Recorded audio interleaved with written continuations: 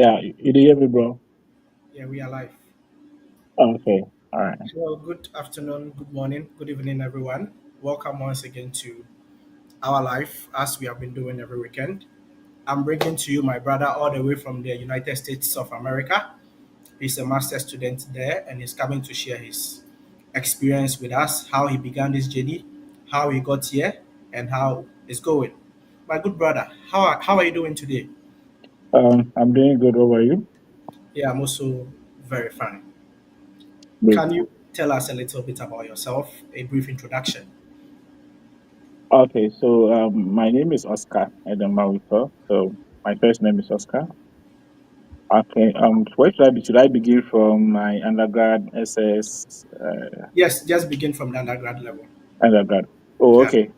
Yeah. So as I said earlier, my name is Oscar Edemawito. I'm a Ghanaian. I'm currently pursuing my master's degree in applied statistics at the University of North Dakota here in the US. So I completed University for Development Studies in Ghana, in the northern region, and I read actuarial science.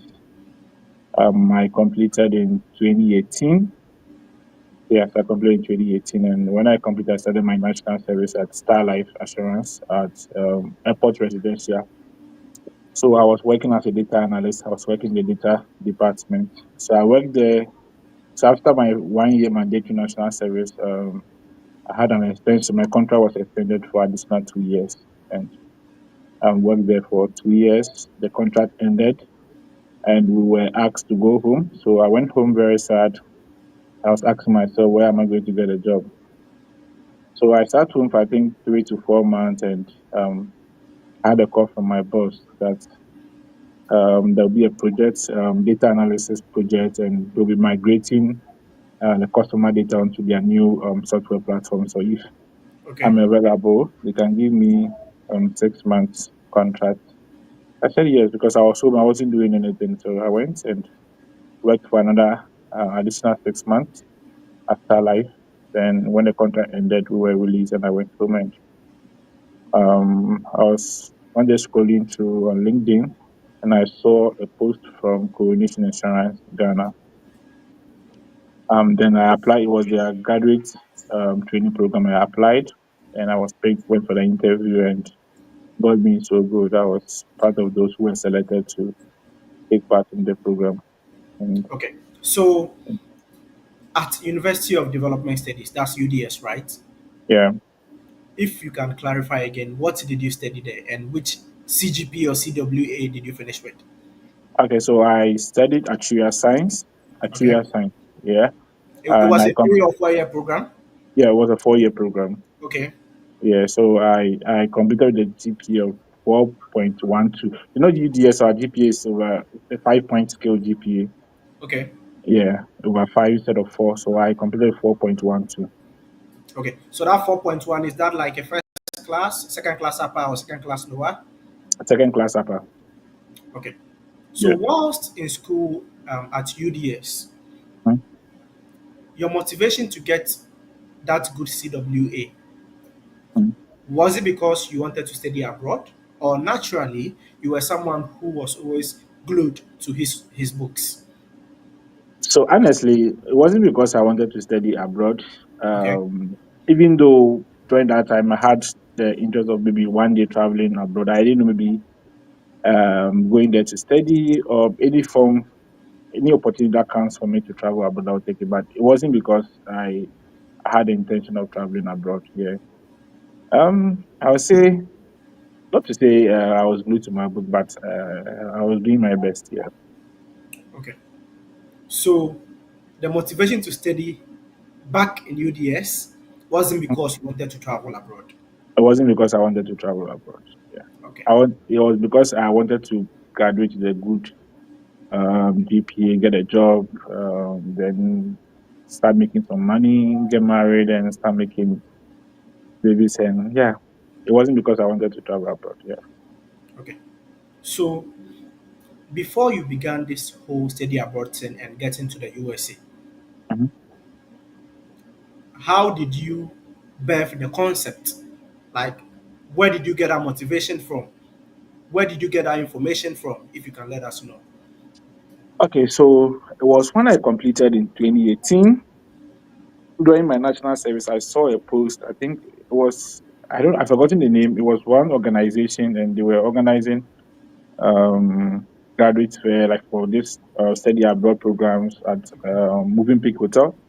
So I registered and I went, and that was where I started the process of okay. I think pursuing my master's degree abroad would be a better option than pursuing it in Ghana. This is not to speak ill of Ghanaian programs, but it was at that point that I said, okay, I have to do something and pursue my master's in statistics or data related program. Yeah, so I went for the program, and even though I didn't get the school I wanted to apply, because most of the schools that came were not even none of the schools that came were from US. Most of them were Australia, Canada, and other European countries. The schools that came on board, and yeah, so it was Okay. at that point that I said, okay, let me start this process and see if it will work out for me. Okay. So, what of the group of friends you had? Did you get any inspiration from them, or it was just because of that particular post? That is how come the motivation came, if you can let us Okay. know. So after that program, I have a friend. He's also in the US here. He graduated last year and he's currently working in the US. So Okay.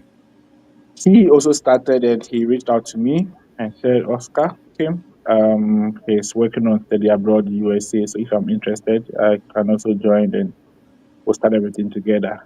So he started, and because I was working, he wasn't working by then. So because I Okay. was working, I didn't get enough time to put much work into it because I was moving from Kaswa to airport every day. You can imagine the traffic. And Kaswa is So like a whole country on its own. Kaswa to airport residential every day. I'll leave home at dawn at 5 a.m., get to work 8, almost 9 a.m., close work at 5 p.m., and get home almost 10 to 11 p.m. So I was always tired and I was always giving him excuses. So he did application and got admission, got funding, and he left. And so the following year, he kept pressuring me that to just also start with the process because my 1 month salary that I was taking won't be enough for me if I want to be rich, if I want to make good money. That salary wouldn't be enough for me. So I also started from there. I started applying. So my first application was to University of Waterloo in Canada. We'll come to Oh, that. okay, sure. Okay. So, what was the motivating factor to settle on USA? Because there are good countries like Germany, there are Mhm. countries like Canada, there are equally good schools in Japan, Mhm. Korea, Europe, what have you. What motivated you to settle on USA but not any of these countries? Okay, so it was because I tried Canada and I didn't get it, and I moved to the You didn't get US. admission or you didn't get a visa? Which of them? I didn't get admission to Canada. Yeah. Okay. So a denial made you Hmm. redirect your focus towards USA. Yeah. So initially, the goal was to come to Canada. The goal was to come to Canada because every day say, "Oh, Charlie, Canada, Canada, I want to go to Canada, I want to go to Okay, so Canada." which school denied you in Canada? University of Waterloo. Oh, it's one of the top schools here. I guess they are M Mass or Statistics program. Yeah, a statistics program. Okay. I have about three or four friends in that program currently. Wow. Yeah. Okay, so what were the factors you looked at when you finally said to yourself, "Oh, I want to come to US and study"? What were the factors you even considered, even before putting your documents together to submit your application?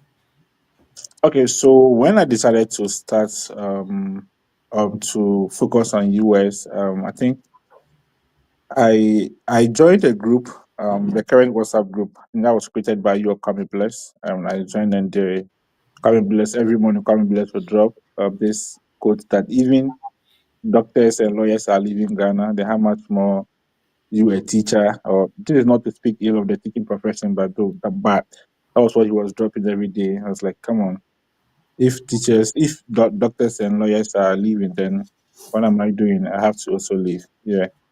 So first of all, I looked at my GPA. Even though my GPA is high, it was on the 5 point scale GPA. I asked myself, okay. will this GPA be enough for me to get the admission and funding, or do I have to do transcript evaluation and also my coming up with a good statement of purpose? So these were the factors that I considered. Okay. So finally, did you consider doing the transcript evaluation or you avoided that due to financial costs? If you can clarify. I avoided that. I could have paid for it, but Okay. I would say I was a bit stingy. I didn't want to use my money. I didn't want, so I was always looking for schools that were requiring transcript evaluation. Yeah. Okay. So let's come and talk about the school application process. How Okay. did you identify the schools and how many schools did you settle on in the Okay. So US? I settled on five schools, Okay. and all the five schools I got to know of them through this info session that was organized by Kwame Bless and you. Okay. Yeah, all the five schools. And even where I am now, University of North Dakota, I remember there was a time that you organized an info session, and one of the students from University of North Dakota called Campbell Cooling. Yeah, Campbell. Yeah. Yeah, Campbell, yeah. He graduated, I think, last year, yeah. Okay. So he joined and he was giving us tips on how he started his study abroad journey application and stuff. And he mentioned that, okay, he's currently studying at University of North Dakota. Okay. Okay. That was my first time I heard about the school. So after the info session, I went to the school's website to go and check if the program I'm interested in is there. So I got there and I realized, okay, they do apply statistics. I started chatting him. And so that was where I picked everything from. And for the other schools too, it was through the same info session that I got to know the schools I applied to. Okay. So if it's not if it wasn't that info session, Mm. you don't think maybe you would have been in University of North Dakota? You would have been maybe in a different school, if I get you right. Yeah, that's true. I would have been at a different school. Okay. So what do you have to tell our listeners in case any of these info sessions are organized by diverse people who are into the study abroad team? What do you have to tell them before we continue? Okay, so one thing I would like to say is even one of the ways to look for schools is to join an info session, because if you join an info session, you get someone to speak on his school, the funding opportunities, and how to apply. But there are a lot of schools in the US, and settling on a school that you're interested in is very, very difficult. There are a lot of schools. Sometimes maybe you have applied to five schools and you're not getting admission, you're not getting funding, not because your GPA is not good, not because your SOP is not good, but maybe because you're not applying to the right schools. So Okay. if you join the info sessions, you get to hear of schools that you've never heard of before. Then from there you can start researching, reading about the school, reading about the programs to see if your qualifications fit in. So it's a good thing to join info session, and also if they drop transcripts of visa interviews on the page.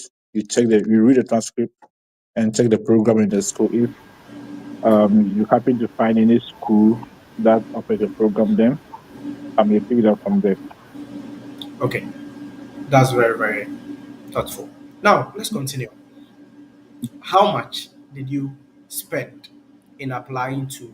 I think you mentioned five schools, if I'm right. Five How schools. much did you spend in total in terms of application fee? We'll come to the other aspect. In terms of application fee, how much did you spend? If you can let us know. So after the five schools, I paid for three, and two was waived. The application fee was waived. I think I paid where I am now. I paid $35. University of North Dakota, I paid $35, and University of uh, Northern Arizona University, I think I paid, was it $60 or $65? Then University of Delaware, I think was around $70 here. So in total, I think it was, let me see, was close to almost $200. Yeah. Okay. So does it mean you didn't apply to any school that offered this application fee waivers, or No, you didn't come across any? so I applied to five schools. Okay. So out of the five, I got two. Two was waived. The application fee was waived. So that was after joining the info sessions. So two was Okay. waived, and I paid for three. Okay. So you didn't just sit down for them to send you an email that, oh, we are giving you a waiver, but you No, took no. a step to do something before they Yeah. waive the application fee. So I went to the website and I saw, okay, they'll be having an info session, and if you join, you'll be given a waiver. So I joined and I had a waiver. Okay. So these two schools that you had the waiver for, Mhm. did you get in? Did you get any funding there? If you can let us know. So the school that I had the waiver for, I think I got admission from one, and the other I didn't hear from them. I Okay. never, even up to now, I never heard from them. That was University of New Mexico. Yeah. Okay. So did you get funding for the one that you got in? No, I didn't. I didn't get funding. Okay. So though the Yeah. application was free, you got Mhm. admission, but it didn't come with funding. Yeah, I didn't come with funding. Yeah. Okay. Let's focus on University of North Dakota now. Okay. Applying specifically to University of North Dakota, and from the beginning of our conversation, it Mm-hmm. was very clear that you wanted to go there. Mm-hmm. Yeah, it was. What practical steps did you take to ensure that for this particular school, I must get in and I must also get the funding since it is my dream school? If you can let Okay. us. So even among the five schools that I applied to, North Dakota, University of North Dakota was the last one that I applied to. Okay. And even though I wanted to go there, there was a day I went to the school website. You know, I told you I was looking for schools that were not requiring transcript evaluation, and yeah. Yes. So I went to the website and I saw transcript evaluation is required. And at a different place, transcript evaluation is not required. You can let your school stand around fish. So I was so confused. I wasn't sure. So I Okay. decided, okay, let me put that one aside. Let me focus on the four. And I applied. And when I'm done, then I'll. So when I was done with the four applications and was left with University of North Dakota, I got to a point I was hesitant. I didn't want to do it. Then I reached out to Campbell. So Campbell said, okay, Oscar, have you applied to University of North Dakota? And I said no. Then he said, why? I said, okay. I went to the school's website and they said they require transcript evaluation. He said, oh, no. His time, he didn't do any transcript evaluation. So he just sent an email or called University for Development Studies to mail his official transcript to the student. I said, okay. So that was when I said, okay, if that's the case, then let me send an email to the admission office at the University of North Dakota. So that I sent an admission office. So by then, I think universities were on strike. University lecturers were on strike. Okay. So I sent an email to the school and I said, okay, incoming. My name is this. I'm from Ghana and I applied for this program. But currently, universities are on strike in Ghana, and I won't be able to get my transcript to do the transcript evaluation. So, is it possible that I can send my own official transcript so that later, when I get admission, then I send my official one? And they said yes. Okay. Yeah, so then I continued from there and I did application, wrote my statement of purpose, gave it to friends to proofread, go through, and yeah, Okay. So that was a smart way of dodging the evaluation yeah, because you saw the information on the school's website that hmm, evaluation required. yeah, But then, because you knew someone who was in the program, hmm, who had attended one of our info sessions and shared his experience, yeah, he guided you on what to do in order to avoid that evaluation. exactly, At least you save around 200 and something US dollars. yeah. Okay. What were the requirements for your program and the name of the program again so that those who are listening to us, over 50 people, please share the link and encourage your friends to join so that the numbers can go up. Those who are listening to us now, they want to know the name of the program once again and the various requirements that Okay. you saw on the website. Yeah. Okay, so the name of the program is Master of Science in Applied Statistics. Okay. So one of the requirements you need to have a math background, a A mass math or background. yeah, a math or statistics background. Okay. Um, and also if your math background is not that strong, then at least you should have done calculus. I think calculus one in during your undergrad. Okay. Yeah, so these are the key requirements. And also on the website, you will see that they say, okay, if you don't meet any of these requirements and you happen to get an admission, then you have to complete these topics of these courses in your first year. Okay. And so those were the key admission requirements to the program. Okay. But the last time I checked, The last time I checked, there was an issue last semester, and because of that, they've now moved the program to online. Okay, so it's not in person any longer. Yeah, so there was an issue last semester, so they've now moved it to online. But I'm already here. I'm Okay, already here. I'm taking it in person. But for anyone coming, maybe who's planning to come, when you check the website, is that an online program? Yeah, I think. okay. But the person could Um, look for maybe similar programs in your department. yeah, like applied math, or math education. Okay, okay. So your statement of purpose. Mhm. Did you get any information on the school's website which stated how they wanted you to craft the statement of purpose, or it was just a general one that you wrote? No, so on the school's website, you will see there are a number of questions that you need to answer in your statement of purpose. Why are you interested, and what is your long term goal? What are you planning to do? Yes, so these are some of the questions that you need to answer in your statement of purpose. Even when you, let's assuming there was nothing like that on the school website, you still have to answer those questions because those are the key things. Admission officers want to know why you are interested in the program, and Okay, what you want to achieve, or what is your long term career goal. Yeah. okay. What helped you in drafting a compelling statement of purpose which helped you gain admission to the University of North Dakota? Okay. So the first thing I did was I drafted mine.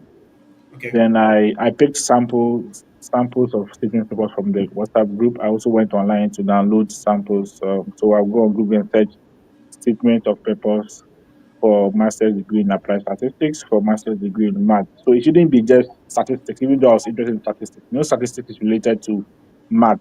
yeah, So if you get someone's statement of purpose that is in statistics or anything related to statistics or data science, you could look at and then pick some few points, not to copy, because when you copy someone's statement of purpose, you'll be caught.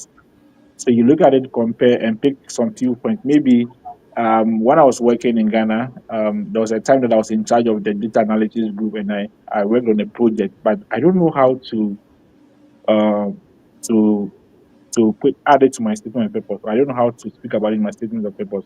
So if I could pick someone's statement of purpose, maybe someone who did a similar job, and I read it, and maybe the person was able to write it well. I was okay. If that's the case, this person has done this. I've also done this at my workplace. Then let me pick his and paraphrase it or rephrase it and just add it to mine, but not to copy the exact thing. Yeah. okay, Then so after that, I also give my statement of purpose to friends to review, to add, edit, and that was how come I came up with a good or strong statement of purpose. okay.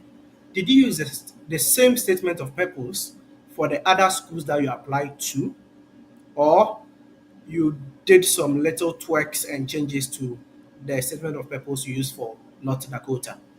Yeah, I did some little tweaks Okay, because for some schools they'll tell you you have to answer these questions in your statement of purpose.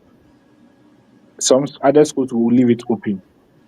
So let's say if you're applying to a school and they've stated categorically that you need to answer these questions in your statement of purpose, then you have to stick to that and answer them. And if you want to apply to a different school, even you will maintain majority of the things that you've said in your statement of purpose, but you need to change it a bit.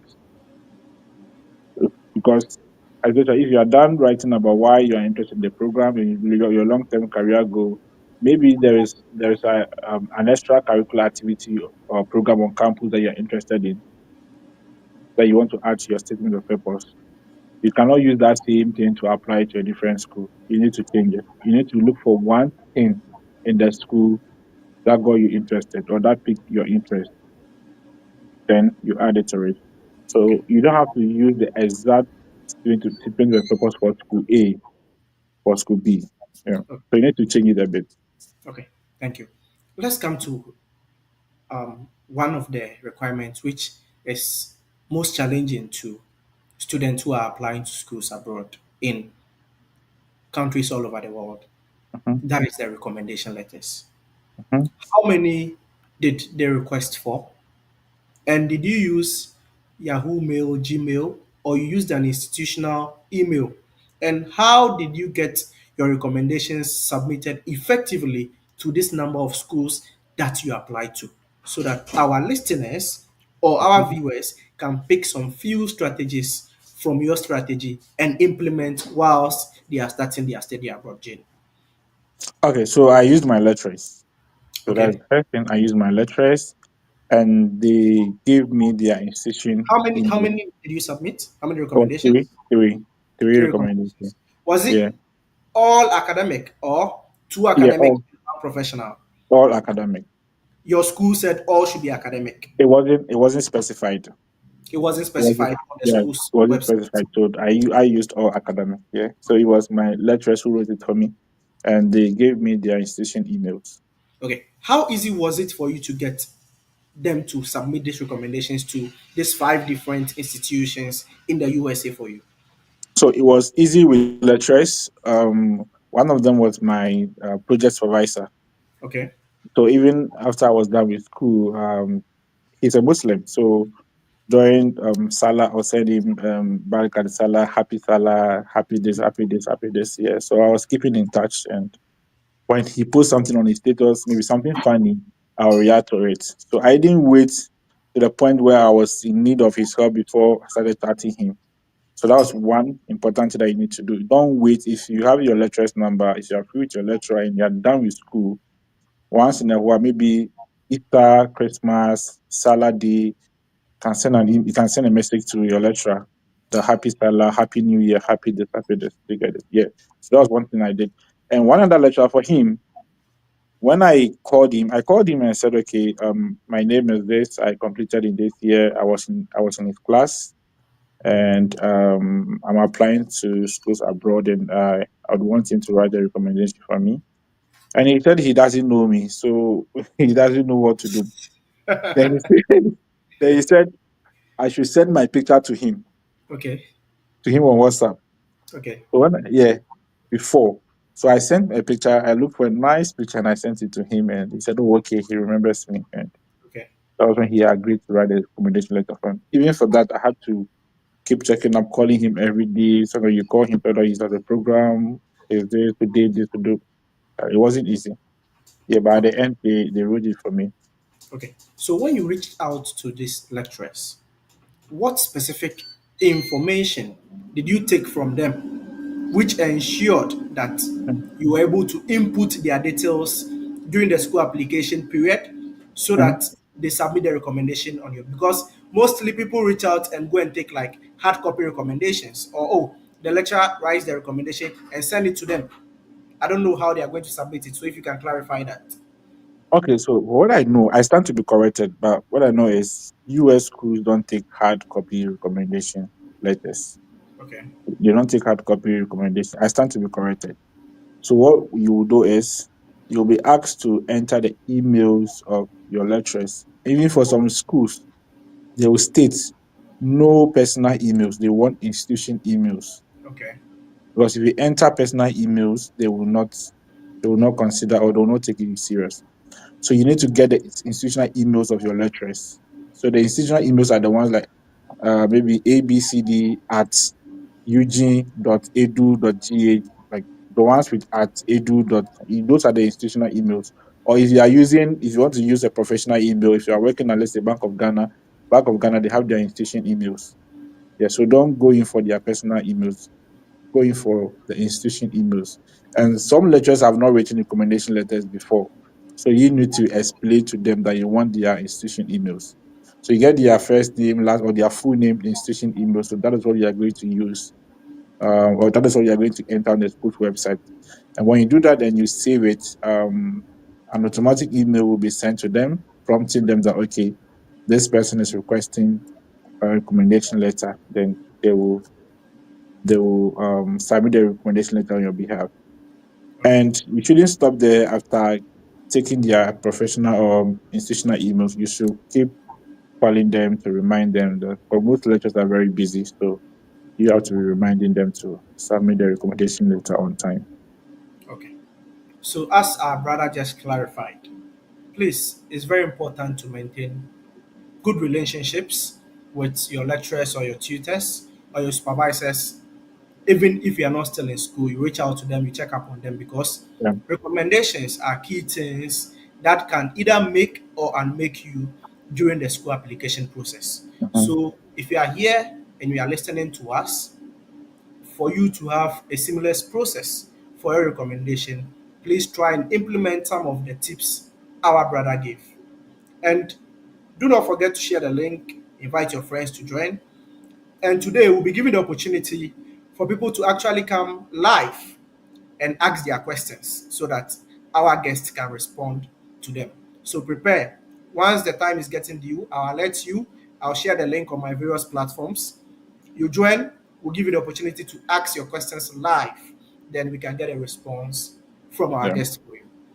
Now let's come to the next requirement. That is your academic resume or CV. Mhm. How did you tailor it so that it met the requirement of your department and graduate school? Two things: the department and the graduate school. Okay, so there's a slight difference between your academic CV and your professional CV.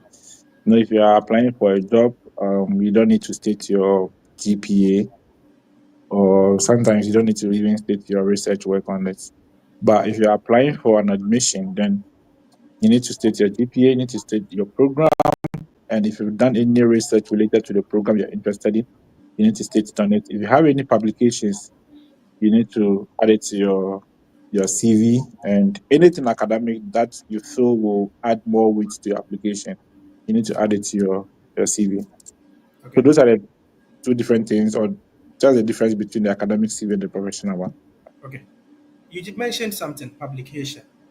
Mhm, We've been hearing that sometimes when you mhm, want to study for graduate studies like masters, PhD, and you mhm. don't have a single publication, it is difficult to get admitted and get funded. Can you share your thought on that?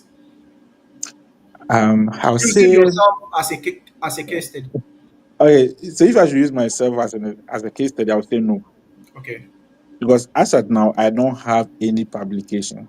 okay, Honestly, I don't have any publication, and even the research, the project, the thesis I did during my undergrad, even today, if I pick that thing up, I ask myself, "Oh, so did I was I the one who worked on this trash?" Because it was just cut and paste thing okay, that I did during my undergrad. I don't have any publication, and having publication wasn't part of the requirement when I applied to. I think if someone's maybe doing PhD, want to apply for PhD, even for that one, most schools don't require you to have a publication before you apply. Yeah. okay. So he's not trying to downplay the importance of you having a publication. It actually helps, it boosts your profile. But then, you not having a publication doesn't mean you wouldn't Yeah. get admitted to graduate school. Yeah. You simply have to strengthen your profile, doing more volunteer works. You brand yourself, your academic CV should look very good. Other aspects of the application, very solid or strong. Okay, were you required to also submit a research statement, like No, research no, statement? I wasn't required to submit any research statement. And let me say one thing about the resume or your CV. Okay, I always tell my friends that you should learn how to lie on their resume. There is a way to lie for it to look real, okay, and there's a way to lie that when someone picks the person, looking, oh, this person is telling lies. okay, You get it? So let's say you're a data person, maybe at your company, you're working on data, maybe a data analyst or data science, and you use Python or R to do most of your work. And there's another department, let's say the IT department, they also use Python or R to do most of their work. You get it? Okay. yeah, And if you want to write your resume or your CV, and you know that okay, there's this particular work that you weren't the one doing it in your company. But if you are given the opportunity to do it, you can do it. Just that you've not done it before. So for that one, you can add it to your resume that you did it. Do you get it? That is a good lie. okay. Yeah. So we Mhm. have a bad lie and a good lie because someone is asking in the comment section now that lie, like a question. The person is kind of shocked. So if you can clarify that a Yeah. little, So maybe the okay, what person I mean wants to by the lie use is packaging. branding or Okay, something like let me use the word packaging. that. Okay, Yeah, you need to package yourself very well. You need to Okay. package yourself very well. You need to package yourself very well. If you want to get admission, if you want to get the funding, you need to package yourself very, very well. So let's say if you know how to use data, you know how to use Python. You can okay, you use Python to do this before. You get it? Yeah. That does not mean that they are not going to verify your your resume or your CV. But one thing is you know that whatever you state on your CV that you can do, make sure that you know how to do it. When I applied for applied statistics, I didn't know how to use R. I had not even used R before. But when I was in undergrad, it was SPSS that we used. We were taught SPSS, not R. But Okay. when I was applying, I mentioned in my SOP that I used R at my workplace. Meanwhile, it was Excel that I was using. Just Excel, the tables and adding the some ifs, then the VLOOKUP and the H lookups. The But admission committee is listening to you right now. That's just by the way. Let's but continue. in my on my CV and my SOP, I stated that okay, I know how to use R. I use R to do this data analysis at my workplace. That's what I did. So after I got admission and the funding, I realized that okay, when I go to school, I'll be doing most of my work will be in R. That was when I started learning how to use R to do data to analyze data on data camp. So I started learning how to use R in Ghana even before I traveled to the US. Yeah, so that was one thing I did. So you need to package your SOP or your resume very well because you're not the only one applying to that program. Okay. Most people are applying from Africa, Europe, and so if you don't package yourself very well and you want to go raw like that, and you'll not get it. Okay. So our brother has hit on something important. He mentioned packaging or branding. He didn't just end at packaging or branding. Oh. He also took steps to ensure that all the things he included in his resume, he started what? Practicing, gaining the skills, gaining the knowledge, so that even when he gets into the program, and they ask him to use that particular software or what he says he can do, it will be very easy or simple for him. So, aside branding, please ensure that whatever branding or packaging you are putting in your resume or your CV, you take steps to learn that skill, or if you already know, you take steps to what improve upon it. Let's Yeah. continue. Talking So, about cold emails, hmm? did you send cold emails to professors? Were you required to secure a supervisor before being accepted into the program? Yeah, I can say I sent more than 200 cold emails. More than how many? More than 200 cold emails. 200. There is more than I can even open my email now for you to see. If I should type admission, search in the search bar, you see a Okay. lot of cold emails that I sent. Were you But just I even interested sent in sending emails for pardon? fun or it was because of something? For funding, for admission, even some schools before I apply, I will send an email to the program coordinator or graduate coordinator. I'm from Ghana. I read this program. This is my GPA. Do I meet the requirements? What do I have to do?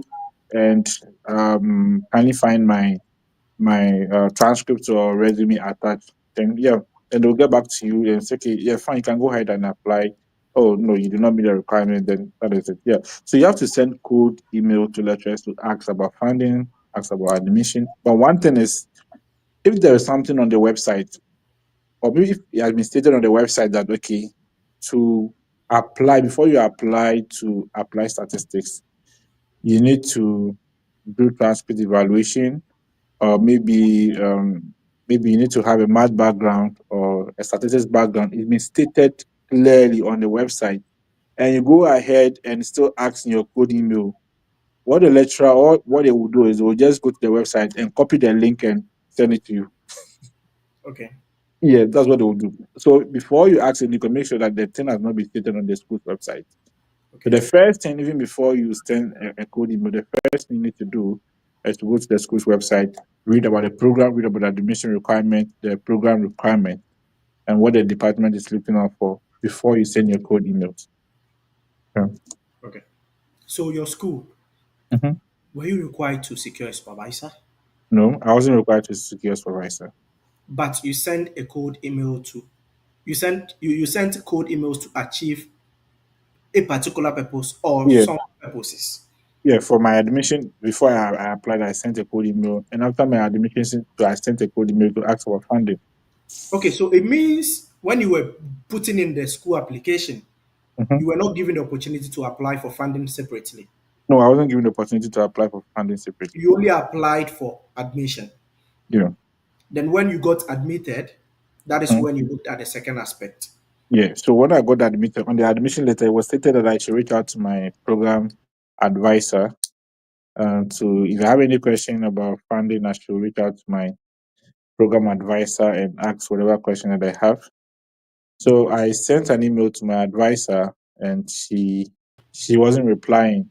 Then I sent it to the program coordinator. The program coordinator wasn't replying. I sent it to the graduate school, and the graduate school redirected me to the department. They said the department are in charge of funding and graduate assistantship. So I should reach out to them. And so I kept following up, sending emails, and God being so good, they replied and they said, okay, they they have not started the process of considering funding for the admitted students. So if they start, they will consider my application. And I said, okay. Yeah. So I waited for almost a month. I wasn't hearing from them. And I sent the email again and they will reply that they are not done. So when they are ready, they'll let me know. Okay. So it simply means that in most cases, when we get admissions, especially the ones that they don't ask us to apply for funding in addition during the admission process or the Mhm. application process, we shouldn't just end it then hold our admission letter. We should push further, just like Yeah. how you did. Yeah. Okay. Yeah. So most schools, some schools, the funding doesn't come with the admission. So after Okay. getting the admission, you have to reach out to the school to ask about funding. And The school yeah. or the department. So sorry, the department. You need to reach out to Okay. the department for funding. Yeah. Okay. But prior to applying, did you had any knowledge whether the program was funded or not? So I asked Campbell. I asked Okay. him, and he said, "Oh yeah, there are Ghanaians on campus who are graduate teaching assistants in their department. So he believes that the department gives assistantship. So I should go ahead and apply and then reach out to the department. Yeah. Okay. Let's come to the second aspect of our conversation. That is the Okay. funding or the assistantship. Mhm. How much did your department award you in total in terms of the funding or assistantships? So in total, the tuition waiver and everything was $35,000. 35,000 US dollars. Yeah, because my cost of attendance is $35,000. So that was what they gave me Okay. So is it for the whole 2 years or just 1 year? for the whole 2 years. Okay. Yeah, That is a huge amount of money when you convert it to Ghana cedis. very, very huge. Okay. Very, very huge. Do you feel or do you think you deserved this particular amount, 35,000 US dollars in funding? Do you feel you deserve this amount? Looking at the kind of work you put in during the application process and the funding process. I would say yes or no. Yes, because I did my best. I put in much work to deserve to qualify for it. And no, because I wasn't the only one who qualified. I'm not the only qualified person to get this, but I Okay. got it. So that's what I would say. Okay. So your funding was it a graduate teaching assistantship, a graduate research assistantship, or a different form of funding? If you can clarify that. Graduate teaching assistantship. So it's only the GTA, which is in Yeah, total the 35,000 US dollars. yeah, only the Okay. GTA. So GTA plus tuition. We know there's a difference between GTA. GTA, though, for if you get only GTA, they will only pay for. I think they will only give you your just stipend, monthly stipend. Yeah, but if you also get a tuition waiver, some people can get a tuition waiver, only tuition waiver, and will not get any stipend. Yeah. Some will get only stipend without a tuition waiver. But I got the two. I got the stipend and the tuition waiver. Okay. So did you apply for the two separately? That is the tuition waiver separately and the GTA separately, or they were all put together in one application for you? They were all put together. Even I didn't apply for it. My application was considered. So after I was given admission, I was automatically considered for funding. Okay. So But you, I didn't put but in you, a separate. Mhm. okay. You can continue. Continue. So yeah, I didn't put in a separate application for the funding. Okay. They used my admission application to consider me. But after the admission came and you noticed there was no funding, you didn't just sit back or you didn't relax. No, I didn't relax because it got to a point. It got to a point I really wanted to leave Ghana because my salary was just some taking change. It was around, I think, 300 cities shy of 3,000 Ghana cities, and it wasn't enough for me because traveling from Kaswa to airport residential every day, and got to a point I had to rent in Medina. So it wasn't enough for me. So it got to a point I really wanted to leave Ghana. So after I got admission, I sent an email to the department to ask about funding. Yeah. In which year did you begin this whole process? I began, so I left Ghana in 2023. So I started the admission process in 2022. Yeah. 2020. Two. Okay, so how long did it take you, by your calculation, from admission through to the visa before you got to the US? How many months or how many years did it take you? So I started the process in January 2022. That was when I started the admission process and everything, writing of my SOP, my CV, reaching out to people to ask questions, joining graduate info sessions to learn more about the process. Yeah. So I started even a year before I eventually submitted the application. Yeah, because it takes if you want a good SOP, it will take for someone like me. If you are like me, then it will take you more than 3 months to come up with a good SOP. Because I changed my SOP more than 5 times. Okay, so if you are watching us right now, we have over 100 people now who are watching us live. If you have any questions, you can ask them in the comment section, or when it's time, I'll be sharing the link. You join live, you ask your question, and our guest will respond. In terms of timelines, Mhm. what advice do you have for our listeners or our viewers in terms of timeline? Somebody said, "Oh, I really want to travel this year. If not this year, then I wouldn't want to travel again. Oh, in 6 months' time, I want to move to this country. If it doesn't happen in that period, then I'm giving up." So, in terms of timelines, what advice do you have to the people listening to us now? So what I would say, if let's say if you want to leave next year, God willing, if you want to leave next year, then you should start now. If you want to leave next year, you should start now. You should start gathering your documents, your SOP, your CV. Coming up with a good SOP will take you more than 3 months, some even 6 months, because you have to be changing your SOP. So it will take. If you want to travel next year, you should start now. You should start now. Writing your first drafts, your SOP, the draft, then sending it to people to proofread, to add their comments, and yeah, and coming up with a good CV too. Yeah, so if you want to travel next, this is the time to start. You don't have to wait till the 11th hour before you start preparing your documents. Yeah, and even for my SOP, sometimes I write an SOP today. I feel like, okay, this sentence sounds so sweet and so catchy. Then the following day, when I wake up and I pick that same statement, I'll be like, nah, this line is not good. Let me take it out. Or I'll go online, I'll go online and see something different. I'll be like, nah, what I wrote yesterday that is not good. This one is good. Let me add this one. Let me take this one out. The following day, what I was so happy about today, I was like, okay, it's not good. Let me take it out. So if you want to come up with a good statement of purpose, it will take you more than it's not just a 1 day thing. Honestly, it's not just a 1 day thing. It will take you more than because your SOP needs to be coherent. Like you need to follow step by step. Yeah.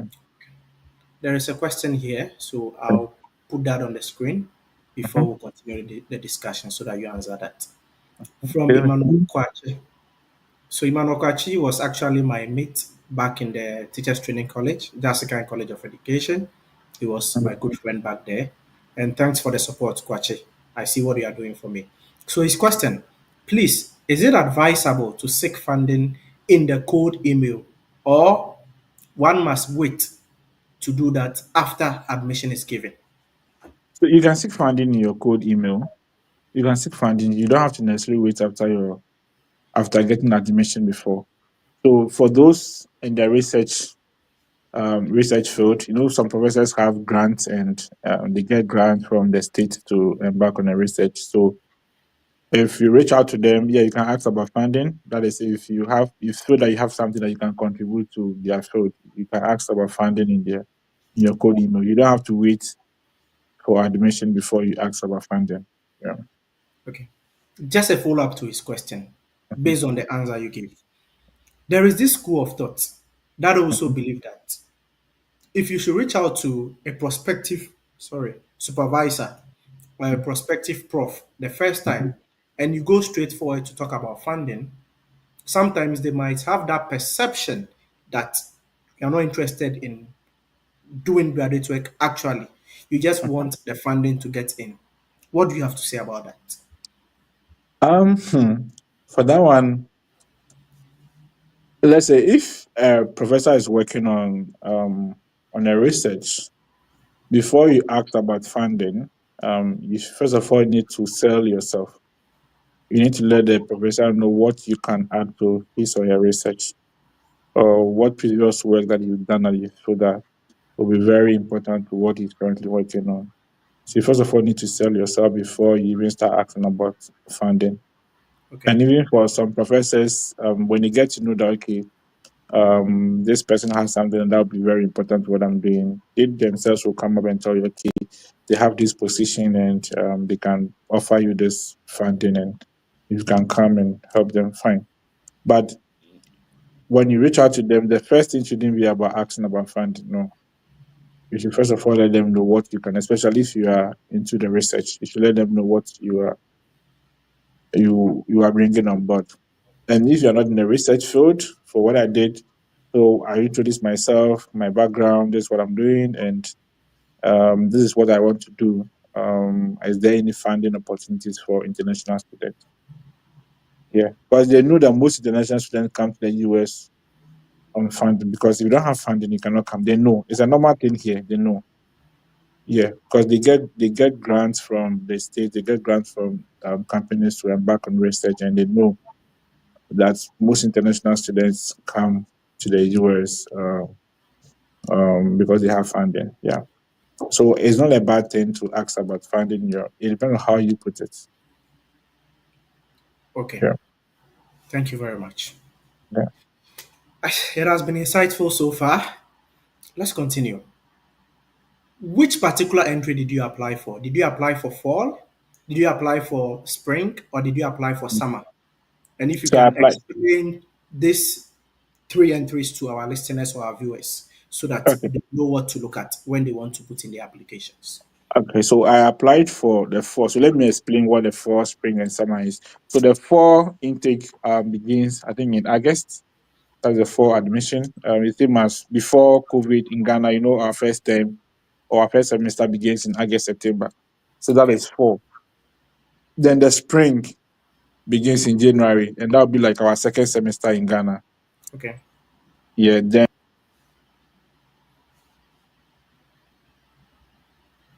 I think I've lost them. Let me just try and get him back. wait. Okay, let's continue. Yeah. Yeah, my battery is low. Let me put it on charge before it Okay. goes off. Okay. That's fine. No problem. Yeah. So it's coming. Just give me.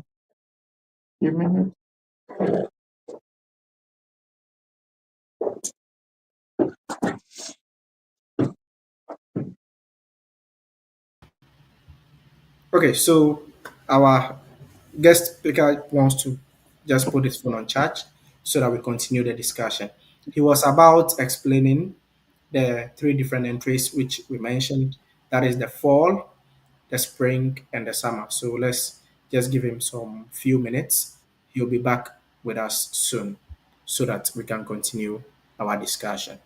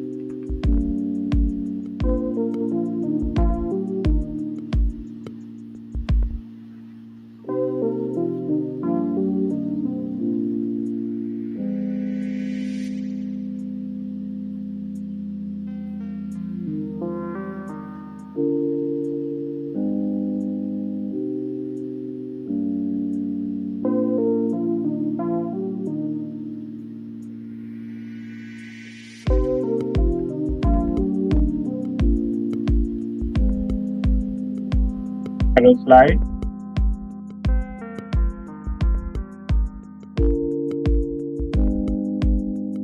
I'm very sorry for that short. Yeah, sorry. I came to the office, so I Okay, forgot to put my good. phone there. It's nice to have you back, so we can continue, Okay. please. Okay. Yeah, so I was explaining the fall. So the fall begins in August. The spring begins in January, and the summer I think begins right after May. Okay. Yeah.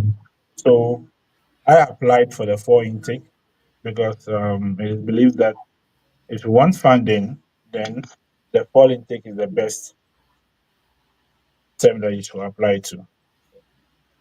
Okay. So, in which month and year did you apply against the fall semester? So I applied in 2022 against 2023 for semester. Okay, 2022. Which month, if you can remember? I think I submitted an application in August. Yeah, Okay. for 2023 fall semester. Okay. So that's like 1 year, a range of like a period of between 1 year. Or Yeah, 2022 August to 2023 fall is like 1 year. the most schools open their fall admission window in July, I guess. Yeah, from July going. Yeah. Okay. What do you have to say about people who want to apply to the other entries, like that is the spring and the summer? What do you have to say about that? Okay, so it is not a bad idea to apply for spring or summer intake, but the thing is, most funding are given in the fall. Okay. Yeah, so that's what I can say. So it's not bad to apply because I know people who came here in January and they got funding. So it is not a bad idea to apply for spring semester. But if you want funding, um, I think you can try the fall one instead of the spring one. But I'm not saying it's a bad idea to apply for the spring one. Yeah. Even for some schools, when you reach out to them and tell them you are interested in applying for spring and you are asking about funding, they'll tell you that if you want funding, then you should apply for fall. So it's not a bad idea to apply for spring, but I think you should consider the fall semester. Okay.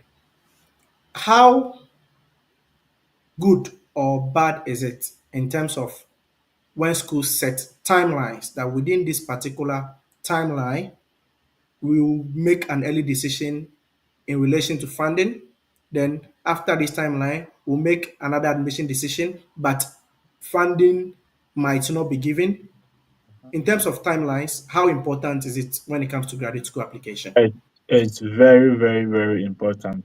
Apart from your coming up with a good SOP and meeting the requirements, one other important thing is meeting deadlines.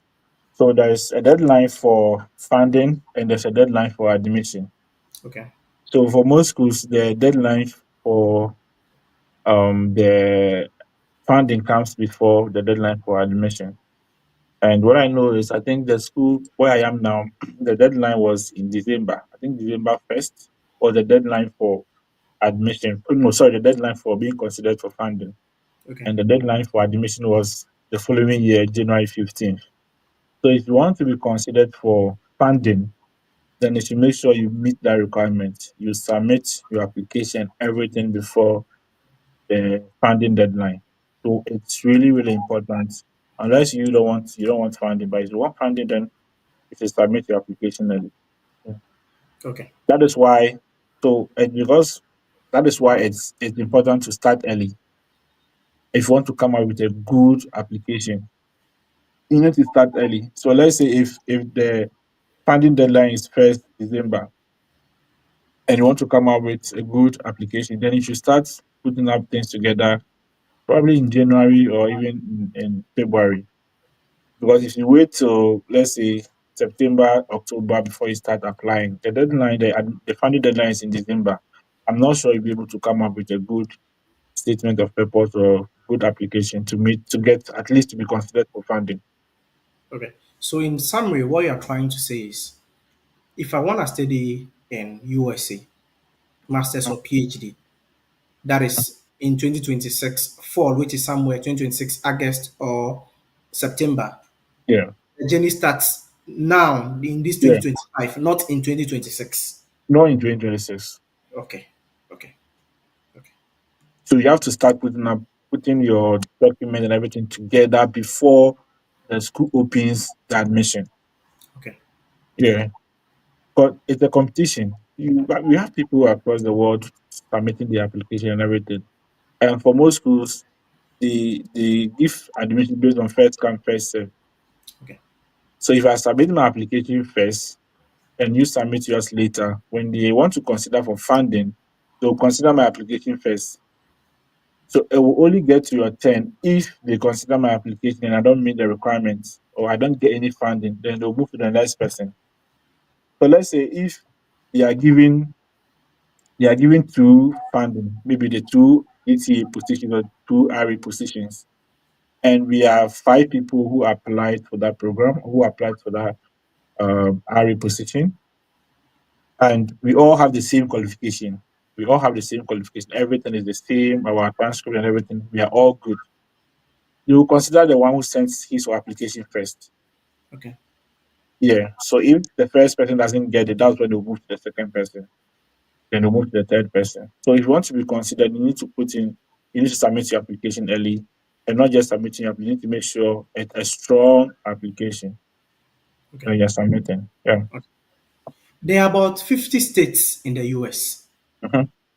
It's not possible for me to submit applications to schools in all these 50 states. Yeah. What then do I have to do when it comes to school selection? What Mm. worked for you? Okay. So And school what, selection, that okay, okay. So continue. there are so many ways to select schools. So let me begin with the first one.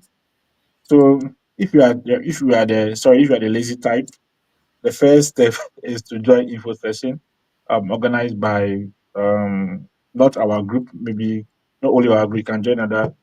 If you find yourself in any different WhatsApp group that organizes info session, you can join because you get to hear people talking about their schools, their Okay, how they got their funding. So you can get to hear about schools during info sessions. And also, if you're in a WhatsApp group and they drop visa transcript, maybe when people go for visa interview, they drop their transcript on the page. You can pick schools from there, or you can go on Google and type. We have 50 states, I think 52 states in the US. okay, So when you pick, let's say,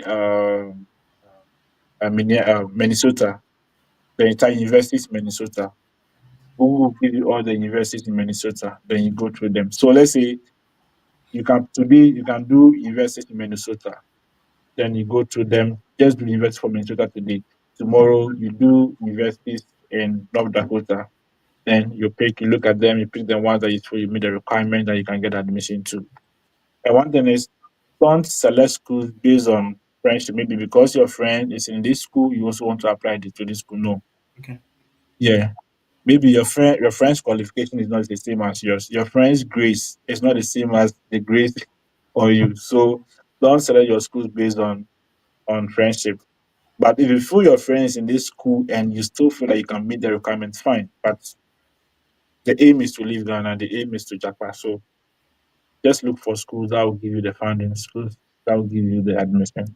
Yeah, so you can search for schools, Google, or join info sessions, or just read chats on the message on WhatsApp platforms and pick schools from visa transcript. okay. Has social media platforms helped you in your school, your study abroad process? Yeah, If so yes, link yeah. how can we use social media and the names of some of them? How can we use them to help us in our study abroad process?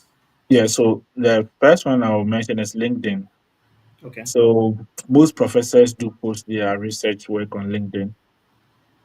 Maybe they want students in their lab. So you can click on LinkedIn.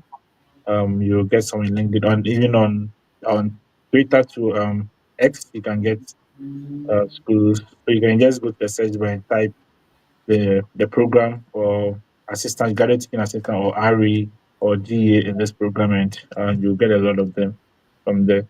So recent now I've seen now people are creating WhatsApp pages to help educate people on how to apply for schools and posting opportunities on Twitter. So you can also get, I think, Sly has a page on X that he has been posting opportunities like to study abroad, Canada, schools that are giving funding. And yeah, you can get school from Twitter, then from LinkedIn. And just recent, I saw that I think TikTok, to some people are doing something like that on TikTok. Yeah. Okay.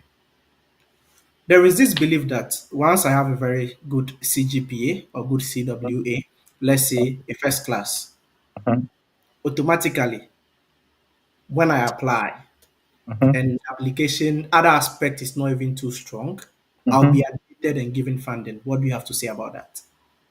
No, it's not true. Yes, having first class is good. Graduating with a good class is good. It's one of the things that will help you. But the first class alone wouldn't land you an admission. The first class alone wouldn't give you funding. You need to, aside your first class or your GPA, you need to also put in much work in your SOP. And Okay. the SOP to when admission, they look at your grammar. They look at your grammar. We know no one is perfect when it comes to, let's say, where we come from, Ghana. No one is perfect, and sometimes you feel you're okay with the grammar, but there might be mistakes in your SOP. That is why it's important, after writing your SOP, give it to friends to proofread, give it to people that is feel that they can correct, or they can point out where there needs to be some correction and addition or subtraction. So it is not your first class alone that will give you funding. Yeah. Okay. So in essence, the whole application process is a holistic process. Yeah, because I think we have even some people who competed with third class and they're in the US. Yeah. Okay. And I have a friend I was working with at Coronation Insurance back in Ghana. He came to the US last year. He completed tech, actuarial science. He completed tech actuarial science. He had first class. Before he came to the US, had written, I think, two actuarial professional exams, the exam P and the exam FM, and he passed all. The guy is really good, Okay. really good. But his first attempt, he didn't get funding. He got admission, but he didn't get the funding. Okay. So if it was just about first class and those things, he would have gotten the funding. But his first attempt, he didn't get it. Yeah, so it's not just about your first class. They really consider your SOP. They read everything your SOP, and yeah, some of them have first class, but the person will plagiarize, use someone's SOP, copy from the internet, and that will not land you an admission or a funding. Okay. Okay. So looking at the period from when you applied Mhm. to when you gained admission, how long did it take for you to hear from the school? I think it took, because I applied early. For most schools, though, most schools will wait for the admission period to end before they start giving out, admission letters and stuff. I Okay. applied early, so I think it took 3 to 4 months, because I applied early. So it took 3 to 4 months before I heard from the school. Okay. If you are watching us right now, we are live on the Delali Network on YouTube, on Facebook, and on Twitter. That is X. Please share the link on each of your platforms that you belong to and ask a friend or tell a friend to tell another friend to join, because this is a very educative or informative discussion. And I am live here with my brother, who is currently a master's student at the University of North Dakota studying statistics, and he was fully funded. When we say fully funded, like the school paid for almost everything. The only thing he had to gather is maybe his flight ticket. So let's come to the second aspect, which is the visa application process. Mhm. The visa application process. After you got admission and you pushed for funding, we've heard that side of the story. Yeah. Considering the visa application process, Mhm. what was the first step you took? Did you need to send documents to the school for them to release some documents to you? We Yeah. would like to know what step did you Okay. take after the funding came?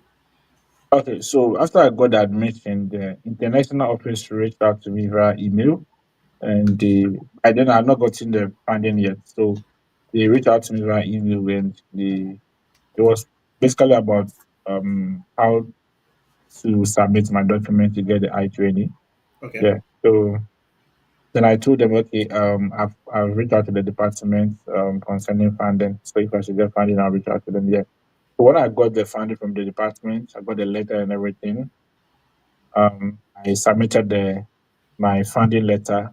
That was the only thing because I was fully funded, so Okay. I I wasn't supposed to submit my bank statement because I had the full funding that covers all my cost of attendance. But the only thing I submitted to the international office for the I-20 was my contract letter, the GTA letter that I submitted to the international office for my I-20. Okay. So when you submitted it, then they released what to you? The I-20. The I-20. That is also Yeah. known as the certificate of eligibility, if I'm right. Yeah, I think so. Yeah. Yeah. Okay. So what is an I-20? If you can briefly touch on that for us. And please, before Um, you come in, I'm Let me sharing see. I the think link. I have a copy here. I don't Okay. know if it's good for me to show it. I can come in. Okay. Let me let me grab a copy.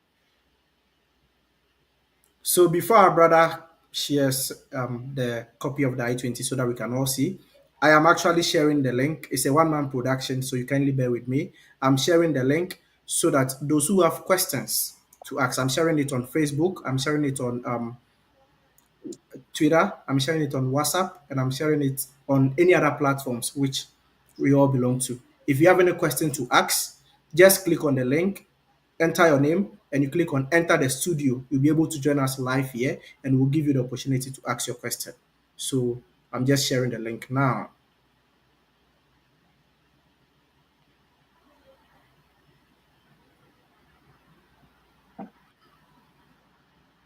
Okay.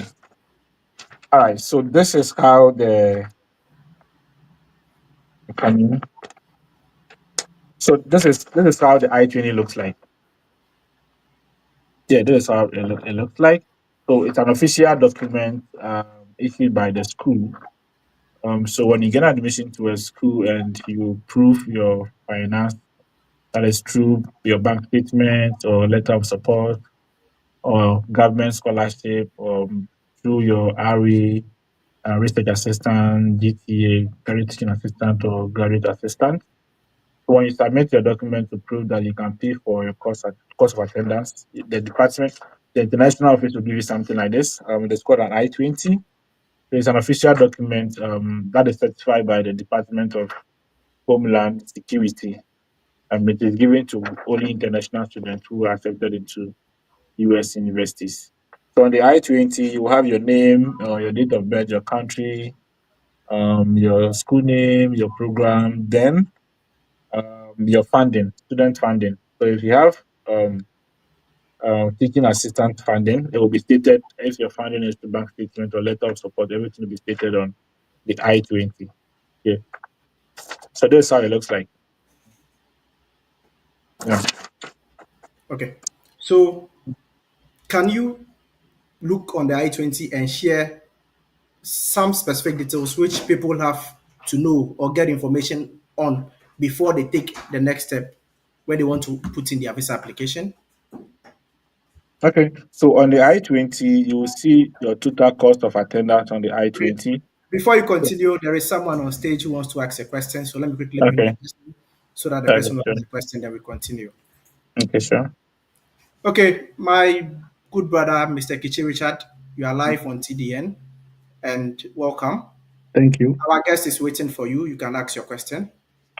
I just want to ask him how is the acceptance rate now? Because the wind that is blowing around regarding visa applications, admissions, and students in the US and Canada and Europe alike, do you think people should still try applying for schools now?